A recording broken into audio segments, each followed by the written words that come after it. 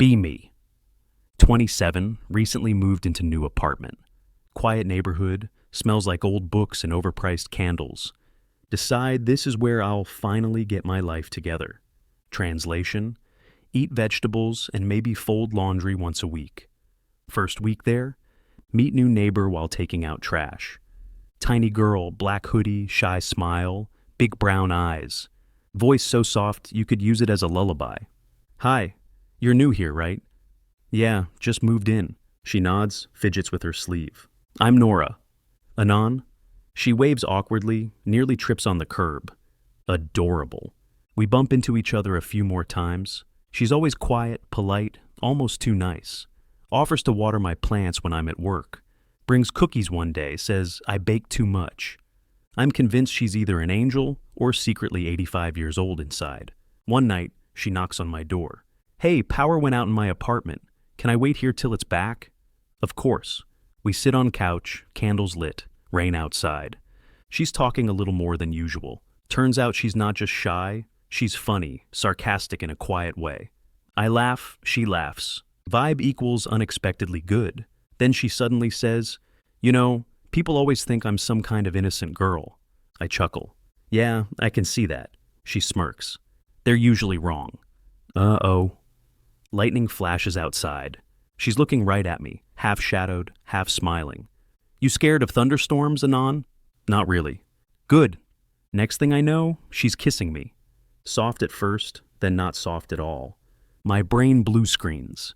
This escalated faster than a crypto chart in 2021. I didn't know I could come 7 times in one night. Wake up next morning, she's making coffee in my kitchen like she lives here, wearing my shirt, humming. Morning, she says casually, like this is totally normal behavior. Morning, she smiles. We should do that again tonight. My legs still hurt from last night. My soul quietly leaves body. She leaves for work, all sweet and calm. I just sit there, sipping coffee, realizing. The shy girl next door isn't shy. She's a menace with perfect hair and unlimited stamina. And I might be in danger, week after incident. Body sore, spirit broken, coffee levels critical. Nora texting me every morning, you free tonight? Spoiler, I am not free, emotionally or physically. Decide to lay low for a few days. Avoid eye contact in hallway. Use back exit like I'm a spy in my own building. Mission name, Operation Don't Get Pinned Again. Tuesday morning, waiting for elevator, praying it's empty. Doors open. Of course it's her. Hey neighbor. Oh, hey Nora. You been busy lately? Yeah, work. Very busy. Paperwork, meetings, taxes, war. She raises brow. You sound like you're lying. She leans closer. Are you lying, Anon? Me internally screaming. Elevator doors finally open. I bolt like I saw a ghost. Start leaving for work earlier. Come home later. Still, somehow, she's always there. Oh, what a coincidence, she says every time. This woman's timing is supernatural. I'm starting to think she installed GPS in me. Friday night. Pretend I'm not home. Lights off, TV muted, ninja mode on. Doorbell rings anyway. She texts, I can see your shadow, Anon. Mission failed, repeat mission later. She eventually catches me in laundry room. I'm half asleep, folding shirts. Anon, she says, standing in doorway. Uh-oh again. You've been avoiding me. No, I just, work, you know? She steps closer. You think I'm scary? No, just energetic. Good, because I was starting to think you didn't like me. It's not that. She grabs my collar, smirks. Then prove it. My survival instincts and moral compass both file for vacation leave. Next morning, wake up in my bed again. Nora sprawled across it, holding my pillow hostage. She opens one eye, yawns. You can't avoid me forever, you know. I'm starting to believe that. She smiles, satisfied. Good boy. I just lie there staring at the ceiling, realizing I might never get a full night's rest again. And part of me isn't even mad about it. A week into relationship with Nora, if you can call surviving her a relationship, my best friend Jake drops by. Bro, you look dehydrated. Don't ask. Too late, I'm asking. Try to brush it off, but Jake's nosy. Spots women's hoodie on chair. Whose is that? Neighbors? Neighbors? Damn, you moving fast, Anon Bond. Before I can explain, there's a knock. It's her. Jake turns, instantly smitten. Hi, I'm Jake. Nora, she smiles, and I can see the fear of God enter his eyes.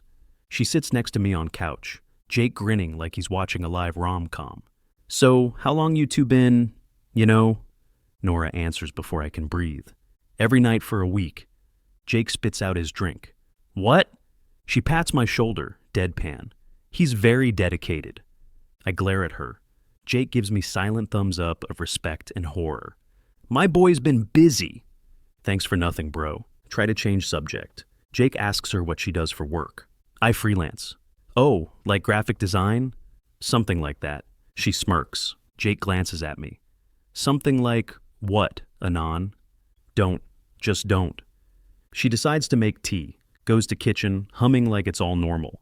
Jake whispers, Bro, she's terrifying. And I think I'm in love.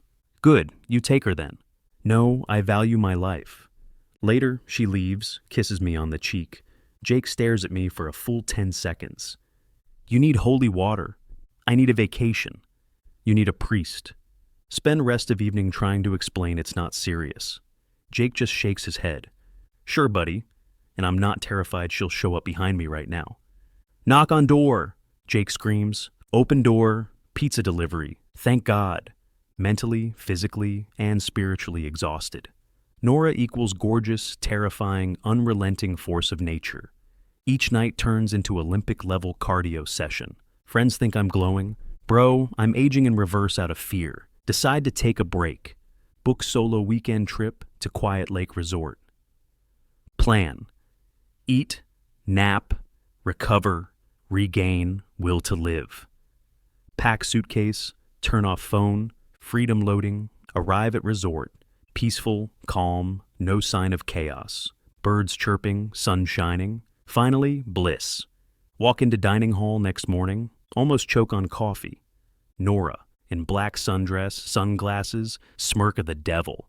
Oh, hey, neighbor. What a coincidence. You, how, why? Internet deal, last-minute booking. You're stalking me. Don't flatter yourself. I just like good vacations. Sure, whole day she acts completely normal.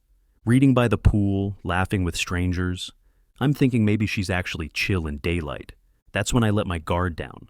Evening, I'm in my cabin, watching TV, relaxing. Knock on door, Nora standing there with wine bottle. Figured you could use company. I really couldn't. Good, I'll stay anyway. She walks in, pours 2 glasses, starts talking. Not teasing, not flirty, just real talk. Turns out she's a data analyst, works remotely, speaks 3 languages, reads Shakespeare for fun. So, yeah, I'm not just a menace. I'm an educated menace. She laughs. We talk for hours. She tells me how people always assume she's the quiet girl, but she hates pretending to be smaller for anyone. I tell her I'm used to being ignored or overlooked. She says, trust me, no one could overlook you. My heart, stop that. My brain, don't catch feelings. My body, you're already doomed. Then she stretches, yawns. It's getting late. Oh no, smirk initiated. You're not running away this time, are you? Nora, I just wanted peace. You'll get a piece of something. The honeymoon marathon begins. Wake up next morning. She's asleep beside me, peaceful, hair all messy. I should be panicking, but I'm not. Instead, I'm staring at her, thinking, how did the woman who nearly broke me also make me feel this alive, back from lake trip, feeling weirdly calm? Nora hasn't texted in 2 days. For first time in weeks, I slept alone, expected to feel relief. Instead, it's too damn quiet. Keep checking phone like an idiot. No new messages, no sarcastic, you miss me yet? No photos of her cat captioned, she says hi, I don't. Silence hurts more than I thought it would. Start realizing something terrifying. I miss her, not just the chaos or the flirting. Miss her weird little facts about history, how she always steals the blanket, how she hums off key when she's cooking, how she looks at me like she's already 3 steps ahead. Try to distract myself with work, can't focus. Jake texts, bro, you alive? You've been quiet. Yeah, just tired. Did she kill you and replace you with a sad ghost? Basically. Classic. 3 days later, knock on door. Open it, Nora standing there, hoodie, hair messy, holding takeout bag. I brought dinner. You disappeared. Had to visit my mom, no signal. You could have told me, she smirks. Oh, you missed me? Maybe. Good. We eat in silence for a bit. She's quieter than usual. No teasing, no games. Then she says softly, "You looked sad when you opened the door. I thought you ghosted me." Please, I'd never waste a good ghosting opportunity. Grin returns, so does heartbeat. After dinner, she stands up to leave. I stop her. Wait, don't just disappear like that again. She raises an eyebrow. Why? Because I'll miss you, and it's annoying. She freezes for half a second, then smiles. Not smug, not teasing. Just soft. Good. I was hoping you would. She leans in, kisses my cheek, whispers, "See you tomorrow, Anon," and walks out like she didn't just detonate my emotional stability. I close the door, lean against it, realize I'm completely gone for her, and it's too late to fight it now. Fully, hopelessly, and whatever this is with Nora. We're not official, but also, we kind of are. She texts me every morning. I bring her coffee every night. It's domestic bliss and mild terror. Decide to tell the guys during our weekly hangout. Jake, Matt, and Chris. The holy trinity of bad advice. We meet at the bar. They notice the change immediately. Jake, bro, you look happy. Did you finally get 8 hours of sleep? No, I got Nora. Collective pause. Chris, like, Nora, your neighbor, Nora? Yeah. Matt chokes on his beer. The one who made you look like you escaped a war zone last month? That's the one. Jake laughs so hard he spills his drink. You're dating her now? We're, something. Matt, you need an exorcism. Chris, or therapy. Jake, or both. Guys, she's not that bad. Jake, you said she tracked your location once. Okay, that was one time. You said she showed up at your vacation. Coincidence? Matt, bro, she's gonna wear your skin. And I'll die loved. They keep roasting me. Then suddenly Jake's eyes widen. Anon. I turn around. It's her. Nora walking into the bar like she owns the place. Tight jeans, leather jacket, deadly confidence. Matt whispers, "She's real. She's actually real." Matt, "We're so dead." She walks over, kisses my cheek. "Hey, babe." My friends has stopped working. She turns to them.